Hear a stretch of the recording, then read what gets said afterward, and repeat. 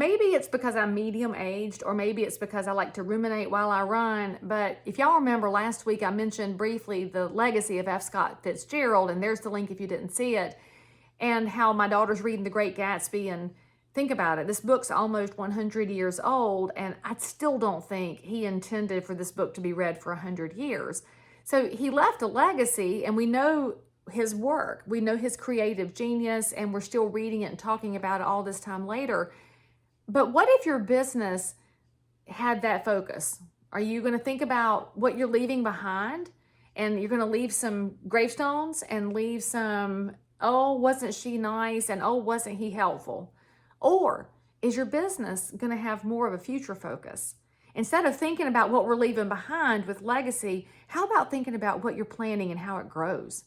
Ask yourself that as you're going through the day-to-day meaning of your business, the questions that you're asking, are you leaving somebody else a way to grow? If you're in real estate, what we grow for people is not just their generational wealth, but it's the security of home. It's that sanctuary where they get to have the kids get on and off the school bus, or mom gets to live out the last years in peace. It is that really amazing, intimate, private space. And even for corporate business owners, they're not paying a lease fee to anybody else. Finally, they're in their space where they can change the walls and reconfigure and hire and help other people grow. And all of that is future focused. If you are legacy focused, you're thinking about how much money you get in the bank, and then what are you going to do with that? You're going to be gone. The money's going to be sitting there. But if you're future focused, you're going to get paid because you're doing the job well, but you're going to see other people grow and do great things whether you're here or not. I'm just going to challenge you this week. As the markets change and there's so much fear that gets seeded by the news, what if you just say, you know what, every day my actions could lead somebody else to do something bigger in their life. And so that's what I'm going to focus on.